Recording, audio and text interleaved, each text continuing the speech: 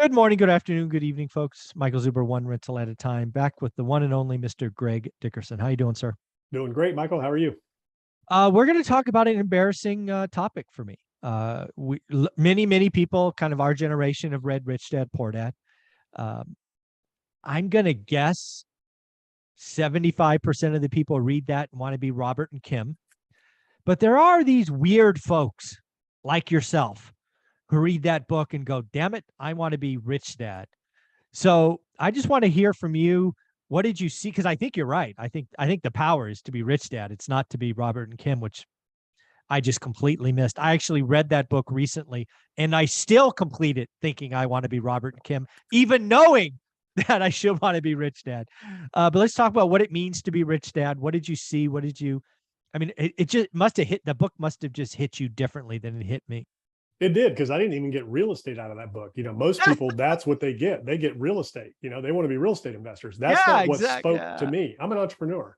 So, I'm a natural born entrepreneur. You got to remember, I started with absolutely nothing. I had no contacts. I had no money. I had no training. I had no formal education. I graduated high school. Well, took my GED, went in the Navy, and I got some training in the Navy and stuff, but it wasn't like a business degree or anything like that. And I, got some training in, corporate job I worked at with restaurants, very good training, in terms of how to lead, manage, delegate, hit budgets, work the numbers, all that kind of stuff, KPIs, all that. And I read some books along the way. And by the way, one book will change your life. Not can change your life, will change your life if you read it the right way and take action on it. So, anyways, long story short, I had a couple of businesses along the way. I started my business in 1997. After I read Rich Dad Poor Dad and The Power of Positive Thinking, Norman Vincent Peale, and Think and Grow Rich, Napoleon Hill. Those are the three foundational books that I started my final entrepreneurial endeavors and journey. And when I read Rich Dad Poor Dad, I was reading all about, hey, employee to self-employed to business owner to investor. So, that was the journey I was on. I'd been an employee my whole life with some side businesses. Like I said, natural born entrepreneur as a kid. I'd go out, cut grass, rake yards, wash cars, whatever it took. My dad said, hey, if you want money, don't ask me. You go figure out how to make it. So Yeah. that's what I did. So to me, the way to make money was you had to figure it out. You had to create an opportunity by solving a problem in order to get the money. And then, of course, I had jobs because I had responsibilities. I got married young, started having kids. So I had to make money consistently. And I had a couple of businesses that I tried along the way that failed, that didn't work for the long term because I didn't know what I was doing, didn't know how to run a business. And I knew how to make money and I knew how to get sales, but I didn't know how to price it correctly. I didn't know how to be profitable. I didn't know all those things yet. So, I worked some jobs along the way. But when I made this official leap into the world of entrepreneurship and read that book, like I said, I didn't get real estate investing out of it. That was one of the things that Robert Kiyosaki and Kim were doing. But he had a wallet company that he created. Yeah, You know, Velcro wallets. Yep. Right. That's where it all started, right? He started it with an entrepreneurial pursuit. And then ultimately he made his money through these other things to invest in real estate. Then he started learning. So what I saw was, wait a minute, I need money because I didn't know how to go raise it from people. I hadn't gotten there yet. I said, well, I need money. So how am I going to get money? Well, the only thing I know, go start a business, solve a problem, generate money to then reinvest in other assets. That's what I saw Rich Dad doing. And he was Yeah. teaching those lessons to Robert and His ultimately friend. Yeah. Kim. Mhm. And Rich Dad was the guy that owned all the businesses. He was at the investor level. To me, Robert Yeah. Kiyosaki was not there yet along the way, but Rich Agreed. Dad was. He had all the businesses. Everybody was coming to him with deals and with opportunities and for advice and for opportunities. And, I'm a coach and a mentor. I love that. I've been a leader my whole life, natural born leader. When I joined the Navy, they plucked me out of 100 guys and said, you're the leader. Just I didn't ask for it. It's just how I am. People just identified me that way, captain of all the teams. It's just, I'm the guy that always got picked. So that is what I saw in Rich Dad, and that he was helping and mentoring and growing businesses through that with and through other people. So that's where I was very fortunate. I realized, man, I can only do so much. There's only so many hours in a day. If I want to grow and build an empire, I need to have these other businesses with other people. I need to be up here at the investor level and then take that cash flow and reinvest into other assets. So that was my mindset. And it also, the other thing that flipped my mindset that's in that book is, don't think I can't afford it. Think, how can I afford it? What do I need to create to pay for the things that I want to do and the things that I want in my life? So that was the journey I went on. Yeah. And again, I think a lot of us should go back and read Rich Dad Poor Dad.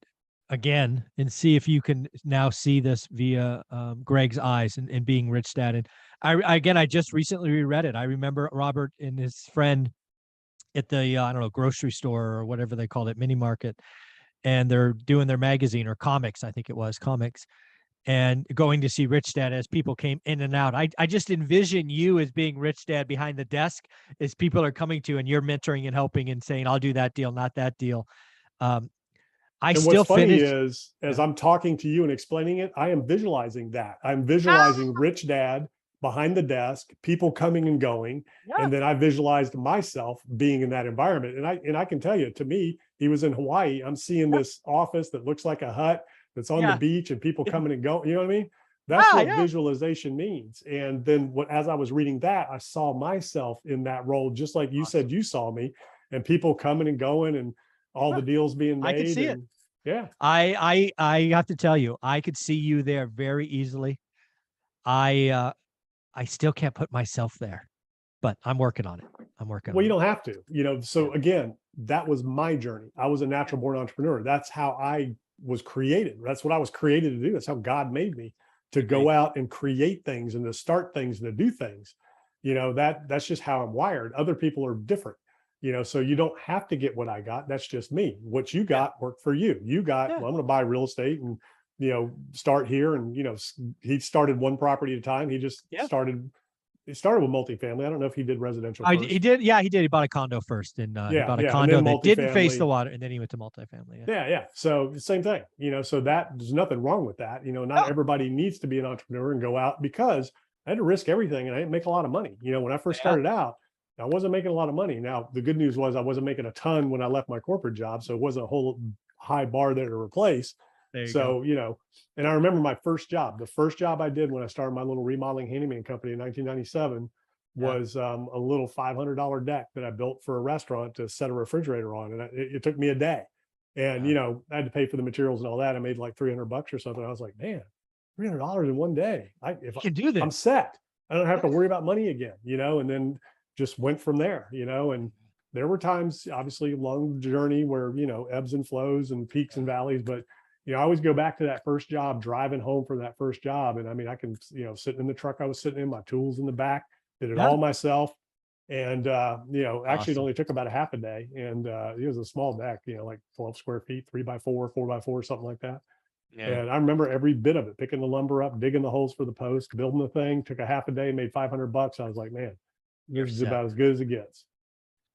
Do me a favor, folks. If you're watching this, leave a comment below. When you read Rich Dad Poor Dad, did you want to be Robert and Kim or Rich Dad? I just want to see what the percentages are. I'm going to guess it's 75-25, but we'll see what y'all have to say. Greg, where can people find you?